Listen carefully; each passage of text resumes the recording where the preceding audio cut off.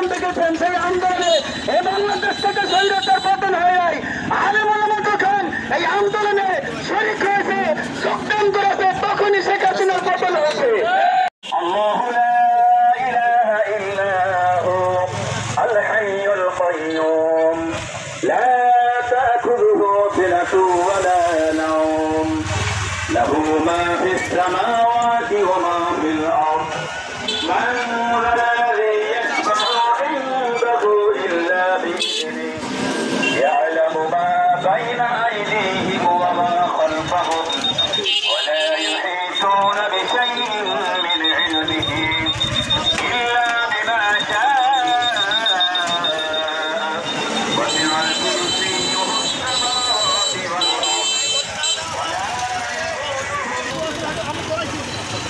আপনারা কত কি পাচ্ছেন?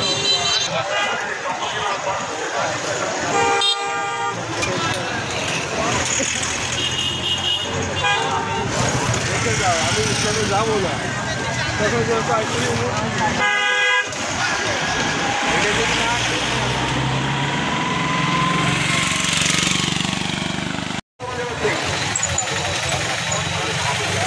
তখন আমরা দীর্ঘদিন যাবৎ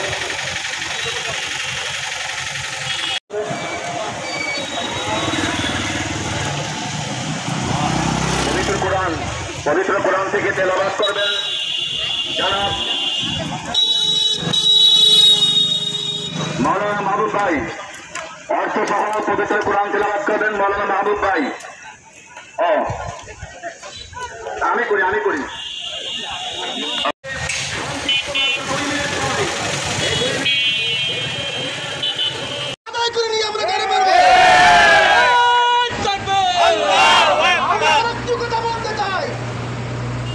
আমাদের বর্তমান সরকারে যিনি বসে আছেন তার নাম ডক্টর ইউনূস। আমাদের একজন নবী ছিলেন, তার নাম ছিল ইউনূস আলাইহিস সালাতু ওয়াস সালাম। নামে নামে মিল আছে কিনা বলেন? নবীরা হলো আলেমদের ওয়ারিস।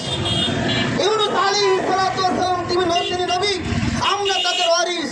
আর আপনি তার নামে নাম রেখেছেন, সেই হিসাবে আপনি আমাদের আলেমদের সাথে এরকম গাদ্দারিমূলক ব্যবহার কখনো করতে পারেন না। আপনি আমাদের রক্তের পরে দাঁড়িয়ে এখনো পর্যন্ত দীর্ঘ 5 মাস পর্যন্ত আমাদের প্রকল্প বন্ধ করেছেন। তার মানে একটি গোপন ষড়যন্ত্র, বাংলাদেশ থেকে ইসলাম মুক্তি বলে একটি ষড়যন্ত্র আপনারা করছেন। এই ষড়যন্ত্র বাংলাদেশের কোন মুসলিম জনতা মেনে নিবে না। আরেকটি কথা আমি বলছি, দীর্ঘ 5 মাস ধরে এরকম অবহেলা রেখে একটু শোনা যাচ্ছে প্রকল্প পাশের দিকে নিয়ে যাবে। আবার আরেকটি দুঃখজনক আমরা শব্দ শুনতে পাচ্ছি, আমাদের বিগত 5 মাসের বেতন দেওয়া হবে না। এটা এ জাতি মেনে নিবে না। জাতি করার কারিগর হচ্ছে মসজিদ ভিত্তিক শিশু এবং গণশিক্ষার শিক্ষকেরা। এই শিক্ষকদের সাথে যারা গাদ্দারি করবে, হাসিনার মতন তাদেরকে আমরা পতন ঘটিয়ে ছাড়ব। আমরা তোমাদের ছাড় দেব না। আমাদের রক্তের পরে দাঁড়িয়ে আমাদের সাথে এরকম বেয়াদবিমূলক আচরণ এই তাওহীদি জনতা মানবে না। তথ্য পরিকল্পনা মন্ত্রণালয়, অর্থ মন্ত্রণালয়, আপনারা জানেন ডক্টর ইউনূস কাতারের অবৈধ ফ্যাসিস্ট টেররিস্ট হাসিনার ঋণ পরিশোধ করেছে, অথচ আমাদের বাংলাদেশের শিক্ষকরা এ জাতি গঠন করেছে, এ জাতি তৈরি করে তাদের বেতন ভাতা বন্ধ করে আপনি কাতারের শেখ হাসিনার ঋণ পরিশোধ করেছেন। এটাই জাতির জন্য একটি দুঃখজনক সংবাদ ছাড়া বিকল্প সংবাদ হতে পারে না। কি মনে করেছেন আপনারা আমরা আপনাদেরকে চেয়ার দিয়েছি, আমরা আপনাদেরকে চেয়ারে বসিয়েছি, আর সেই চেয়ারে বসে আমাদের সাথে অপমানমূলক আচরণ করবেন? একটু ধৈর্য ধরেন, 5 মাসের বেতন পরিশোধ করেন, নচেত ওই চেয়ার আপনাদের জন্য আর এক মুহূর্ত ছেড়ে দেওয়া হবে না। আমি আপনাদেরকে বলতে চাই, যে চেয়ারে বসেছেন অসংখ্য অগণিত রক্তের চেয়ার, বৈষম্য বিরোধী বাংলাদেশ তৈরি করার চেয়ার, সেই বাংলাদেশের বৈষম্য বিরোধী চেয়ারে বসে বৈষম্য করবেন, এ জাতি আপনাদেরকে সেজন্য চেয়ার দেয় না। আমাদের জীবন দিয়েছে, রাজবাড়িতে জীবন দিয়েছে, আর রক্ত দিতে পারবে না, অন্যায় করবে তারা সহ্য করে নেবে, আমাদেরকে প্রতিবাদ করবে না। এমনটা আমরা শুনতে শিখি নাই 5 তারিখের 5 আগস্টের দিন।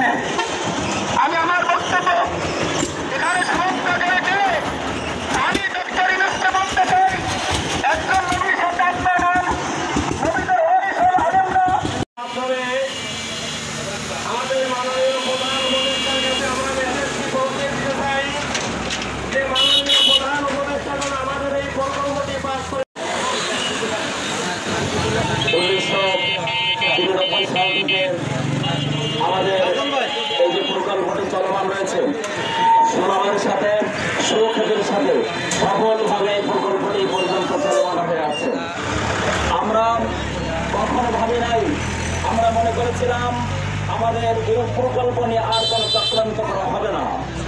আমরা মনে করেছিলাম এই চক্রান্ত নিয়ে আমাদের এই প্রকল্প নিয়ে চক্রান্ত করার দুঃসাহস আর কেউ দেখাবে না। কিন্তু দুঃখ প্রান্তরে হৃদয় নিয়ে আজকে বলতে হচ্ছে আমাদের এই প্রকল্পের দিকে সকলের নজর পড়েছে।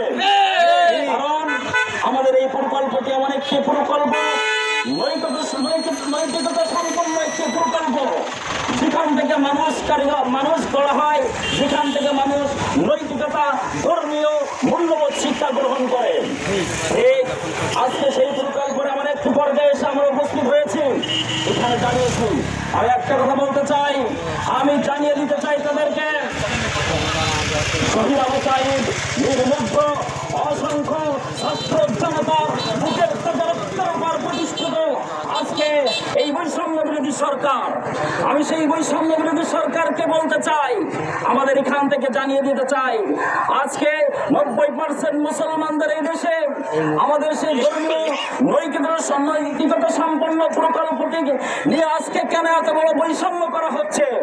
মন্দির ভিত্তিক শিশু ও গণশিক্ষা কার্যক্রমটি সুস্থ এবং সুন্দরভাবে পরিচালিত হচ্ছে। এখানে আমাদের প্রকল্প নিয়ে কেন এত তালবাহারা করা হচ্ছে? কেন আজকে আমাদের আলেম সমাজকে মাঠে নামাতে হচ্ছে? আজকে আমি বলতে চাই, আলেম সমাজকে রেখে এমন ভাবে মাঠে না নামিয়ে আজকে আমাদের যে 5 দফা দাবি আছে, 5 দফা দাবি বলে মেনে নেন, না হয় আমাদের কেন্দ্রীয় ঘোষিত যে প্রকল্প সামনে আসবে, আমরা কাপড় মাথায় দিয়ে রাজপথে নেমে যাবো ইনশাআল্লাহ। বলে আমি আমার সংক্ষিপ্ত বক্তব্য এখানে শেষ করছি। আসসালামু আলাইকুম ওয়া রাহমাতুল্লাহ। আপনারা জানেন যে শহীদ আবু সাঈদের মুখে রক্তের উপরে দাঁড়িয়ে আজ আমরা এখানে দাঁড়িয়েছি। আলেমদের এই কর্মসংস্থানের উপরে যে নরক পিশাচদের কলম মেরেছে, এই কলমকে আমরা প্রতিহত করে দেবো ইনশাআল্লাহ। পরিকল্পনা মন্ত্রণালয়ের গাপটি মারা শহীদের ওই সমস্ত দালালদেরকে আমরা উৎখাত করে ছাড়বো ইনশাআল্লাহ। আমাদের ওই যৌতুক আন্দোলন, আমাদের দাবি আদায় না হওয়া পর্যন্ত রাজপথ ছাড়বো না ইনশাআল্লাহ। আমাদের ন্যায্য দাবি আমরা আদায় করে ইনশাআল্লাহ তারপর আমরা ঘরে ফিরবো। আমরা আজকের এই অন্তর্বর্তীকালীন সরকারকে জানিয়ে দিতে চাই, আমরা জানি আপনি ইসলামের পক্ষের সরকার, আপনি আলেমদের পক্ষের সরকার। আপনার মধ্যে যারা শহীদ হয়েছিলেন, যে সমস্ত দল, যে সমস্ত লোকজন গাপটি মেরে আলেমদের বিরুদ্ধে আজকে আপনাদেরকে দাঁড়া করে দিচ্ছে, আপনি তাদেরকে চিহ্নিত করেন, অনতিবিলম্বে তাদেরকে আপনি সরিয়ে দেন, না হলে কিন্তু আমরা সামনে সরকার পত্র আন্দোলন ডাকতে দিচ্ছি। আজকের এই আন্দোলন আমাদের চলবে ইনশাআল্লাহ। সকলকে ধন্যবাদ। এ পর্যায়ে বিভিন্ন মিডিয়ার সাংবাদিক বৃন্দ, আমরা এখানে দাঁড়িয়েছি,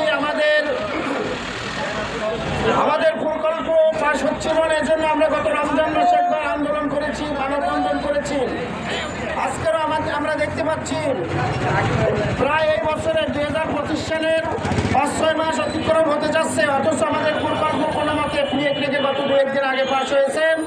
সেখানে শর্ত দিয়েছেন যে আমাদের শিক্ষকদেরকে এবং প্রায় 80,000 শিক্ষক সহ অফিস কর্মকর্তা কর্মচারীদেরকে প্রায় বিগত 5-6 মাসের বেতন বোনাস সহ কোনো কিছুই দেওয়া হবে না।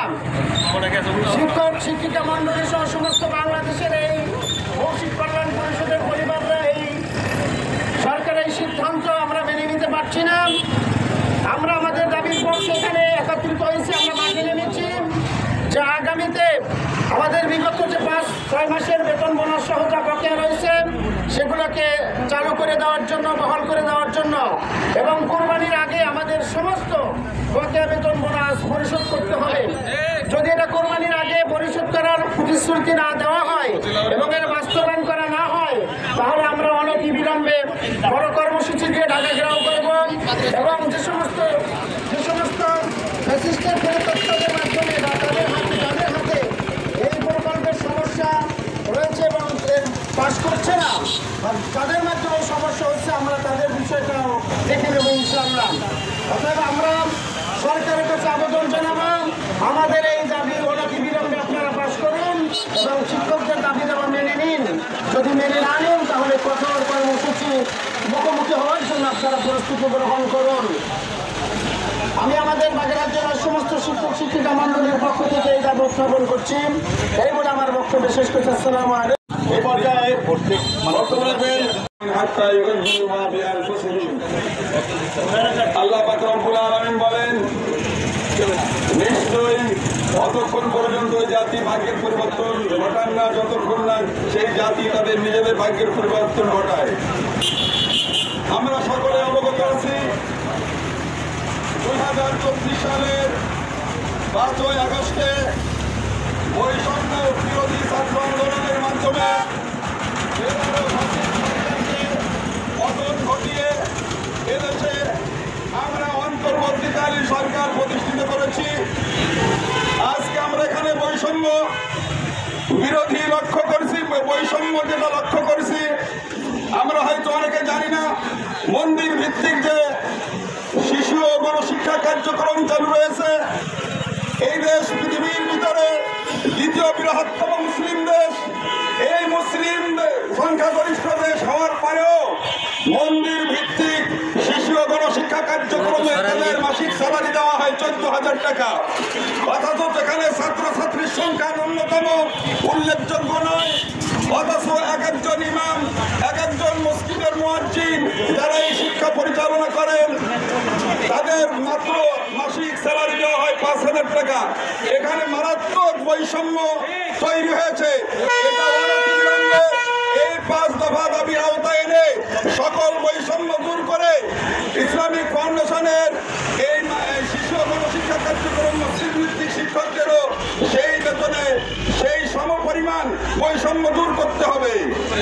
এখানেই শেষ নয়, বিগত 5 মাস জানুয়ারি থেকে এই মে মাস পর্যন্ত সকল শিক্ষকরা বেতন ভাতা পায় নাই, এমনকি ঈদ বোনাস পায় নাই।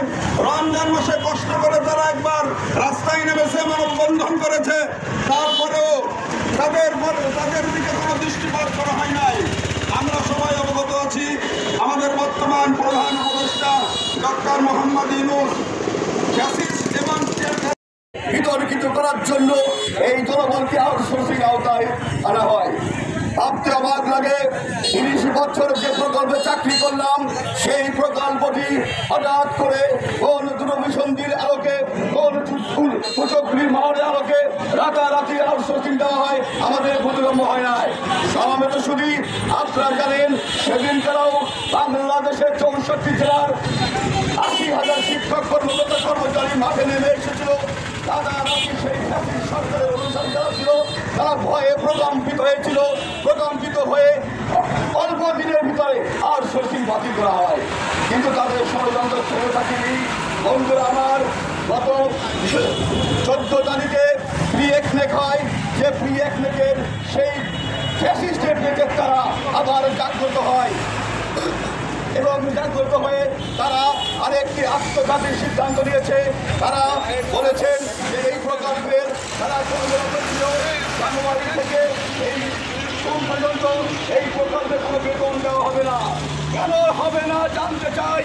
কারণ আমরা তো বসে থাকছিলাম না, আমরা তো সরকারের সকল কার্যক্রমে অংশগ্রহণ করেছি, আমরা তো মসজিদ খরিদ করেছি, আমরা তো সন্ত্রাস দুর্নীতির বিরুদ্ধে কথা বলেছি, আমাদের শিক্ষকরা কেন্দ্র পরিষ্কার করেছে।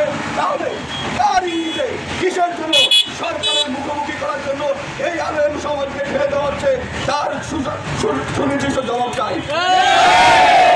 সাথী বন্ধুরা, 30 বছর প্রকল্প পরিচালনা করার পর প্রকল্পের জনবল যাবে রাজস্বে, তাদের ভাগ্যের উন্নতি হবে।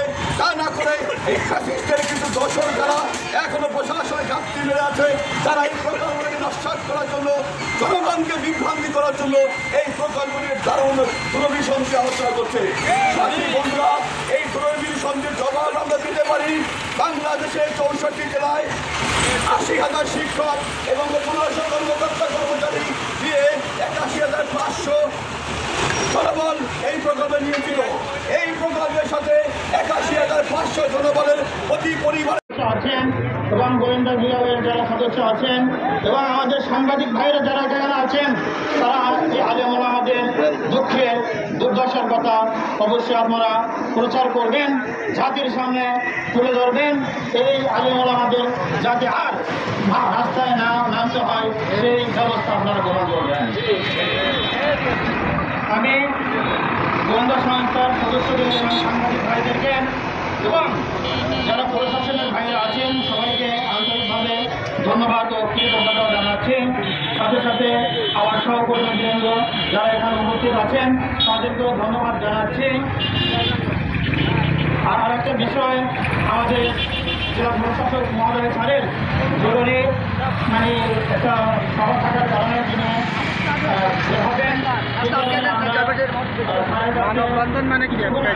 স্মারকলিপি জমা দিয়েছি। তার আন্তরিকতার সাথে আমাদের স্মারকলিপি গ্রহণ করেছেন। আমাদের স্মারকলিপি যথাযথ কর্তৃপক্ষের নিকট অবশ্যই পৌঁছে দেবেন। সম্মানিত শিক্ষার্থীবৃন্দ, আপনাদের সচেতন থাকতে হবে, সজাগ থাকতে হবে। কোনো ষড়যন্ত্র যদি আমার আছে সেগুলো প্রতিহত করতে হবে। দেওয়ার জন্য প্রস্তুত আছে। যাই হোক, তীব্র রৌদ্রের মধ্যে সবারই কষ্ট হচ্ছে, আমরা দীর্ঘায়িত করতে চাচ্ছি না। সবাইকে আন্তরিকভাবে ধন্যবাদ জানাচ্ছি। আর আমি আমাদের যে 5 দফা দাবি, সেই 5 দফা দাবিটি পুনরায় ঘোষণা করতে চাচ্ছি। আমাদের 5 দফা দাবির প্রথম দাবি হলো প্রকল্পটি দ্রুত অনুমোদন করে ঈদুল আজহার পূর্বেই প্রকল্পের সকল জনগণের 5 মাসের বেতন ভাতা অনুদান দিতে হবে। আমাদের 5 দফার দ্বিতীয় দাবি, প্রকল্পের জনগণকে তাদের পথ সহ রাজস্বভুক্ত করতে হবে। আমাদের 3 নম্বর দাবি, 7ম পর্যায়ের বিদ্যমান জনবলকে 8ম পর্যায় প্রকল্পে স্বয়ংক্রিয়ভাবে স্থানান্তর করতে হবে। আমাদের 4র্থ নম্বর দাবি, কেয়ারটেকারদেরকে স্কেলভুক্ত করতে হবে। আমাদের 5ম দাবি, শিক্ষকদের বেতন ভাতা সম্মানজনক হারে বৃদ্ধি করতে হবে। ইনশাআল্লাহ আমরা আশা করি, বিশ্বাস করি এই অন্তর্বর্তীকালীন সরকারের উপলব্ধি হবে। তারা যথাযথ এবং যে সিদ্ধান্ত নিলে আলেম ওলামাদের জন্য মঙ্গলজনক, কল্যাণজনক, সেই সিদ্ধান্তই গ্রহণ করবেন এই আশাবাদ ব্যক্ত করছি। আজকে আমি সবাইকে ধন্যবাদ জানিয়ে এখানে আজকে মানববন্ধন কর্মসূচি সমাপ্তি ঘোষণা করছি। আসসালাম। এখন আমাদের দোয়া মোনাজাত হবে। দোয়া মোনাজাতের পরে আপনারা শান্তি শৃঙ্খলার সাথে সবাই যার যার আমাদের সবাইকে মাফ করে দেয়। প্রকল্প নিয়ে যারা ষড়যন্ত্র করতেছে ওদের কপাল হেদায়েত থাকলে দেন, নাহলে ধ্বংস করেন। এত আলেম ওলামা বাংলাদেশের মসজিদের ইমাম কিন্তু 5 মাস ধরে তারা কোনো সম্মানই পায় না, কষ্টের সাথে জীবনযাপন করতেছে। আল্লাহ এই ষড়যন্ত্রকারীদেরকে তুমি হেদায়েত দাও, নয় ধ্বংস দাও। আল্লাহ তাআলা তোমার পক্ষ থেকে তুমি তাদের সম্মতি দাও। এই প্রকল্পটি পাস করে আল্লাহ তাআলা বকেয়া বেতন গুলো যা আছে আল্লাহ সবগুলি দেওয়ার মতো তুমি ব্যবস্থা করো। আমিন।